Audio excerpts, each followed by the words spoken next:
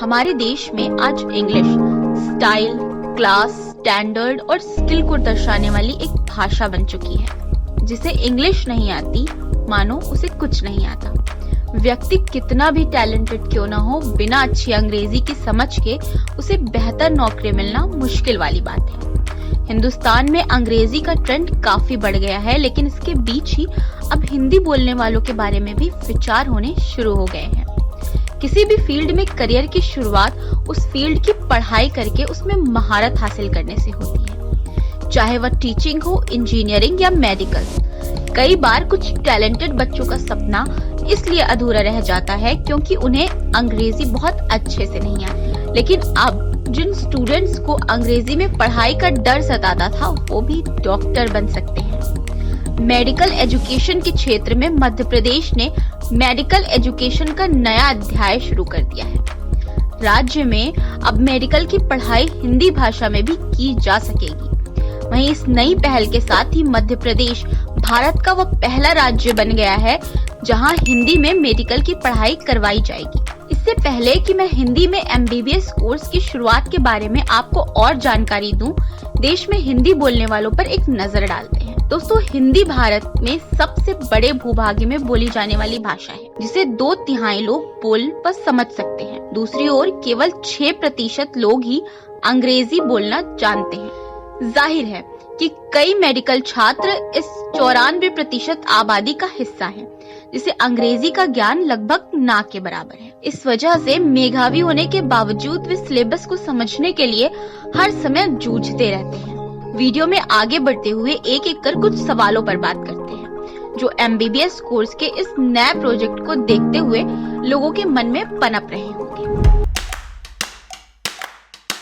हिंदी में मेडिकल कराने का मकसद पढ़ाई को ग्रामीण क्षेत्रों और हिंदी मीडियम से पढ़ने आने वाले छात्रों के लिए आसान बनाना है। जैसे कि मैंने कहा कि कुछ लोग ब्रिलियंट होने के बाद भी अंग्रेजी कमजोर होने की वजह से सिलेबस को समझने के लिए मुश्किलों का सामना करते हैं। इन सभी बातों को ध्यान में रखते हुए इस प्रोजेक्ट के जरिए छात्रों को एक ऐसा प्लेटफॉर्म उपलब्ध कराने की कोशिश की जा रही है जिससे वो आसानी से विषय के बारे में समझ सकें। हम सभी जानते हैं कि पढ़ाई का आधार किताबें होती हैं। इसलिए इस प्रोजेक्ट के तहत सबसे पहले MBBS के प्रथम वर्ष के 3 विषयों एनाटॉमी, फिजियोलॉजी और बायोकेमिस्ट्री की किताबों को हिंदी माध्यम में किया गया है, लेकिन धीरे धीरे इसे आगे के वर्षों के लिए भी लागू किया जाएगा। हिंदी में अनुवाद को लेकर कुछ लोग इसकी आलोचना भी कर रहे हैं। आलोचना का सबसे बड़ा मुद्दा यही है कि हिंदी में न तो टेक्स्ट बुक्स और न ही थीसिस उपलब्ध हैं।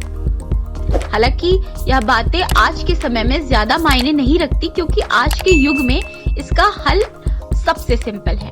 अब किसी भी भाषा का दूसरी भाषा में अनुवाद मशीन लर्निंग के द्वारा कुछ क्षणों में हो जाता है और मॉडर्न मेडिकल साइंस यानी एलोपैथी के अधिकतर तकनीकी शब्द वैसे भी लैटिन या ग्रीक में हैं, बहुत कम केवल अंग्रेजी में है। दूसरी बात ये कि इन टर्मिनोलॉजी का परिवर्तन करने की कोई जरूरत ही नहीं है। टर्मिनोलॉजी जैसी है वैसी ही उपयोग की जा सकती है, क्योंकि लैंग्वेज तो केवल नॉलेज के संचार की वाहिनी है। रिपोर्ट्स की माने तो MBBS की किताबों में किसी भी टेक्निकल शब्दों को नहीं बदला गया है, बस उसे देवनागरी में लिख दिया गया है ताकि छात्र उसे आसानी से पढ़ और समझ सकें। जैसे स्पाइनल कॉर्ड को देवनागरी में स्पाइनल कॉर्ड ही लिखा गया है, उसे मेरुदंड नहीं लिखा गया है। इसलिए ये कहना कि हिंदी विषय में पढ़ने वाले छात्र अंग्रेजी वालों से पिछड़ जाएंगे सही नहीं होगा, अगर पढ़ाई के सारे मटेरियल बिना टेक्निकल एरर के उपलब्ध कराए जाएं तब। आपको बता दें कि मध्य प्रदेश के बाद उत्तर प्रदेश में भी हिंदी में MBBS की पढ़ाई होगी। उत्तर प्रदेश के मुख्यमंत्री योगी आदित्यनाथ ने इसकी घोषणा कर दी है। MP के बाद UP देश का दूसरा राज्य होगा जहां हिंदी में MBBS की पढ़ाई होगी। योगी सरकार मेडिकल के साथ साथ इंजीनियरिंग की पढ़ाई भी हिंदी में करने का प्लान तैयार कर रही है, जो अगले एकेडमिक ईयर से लागू हो जाएगा।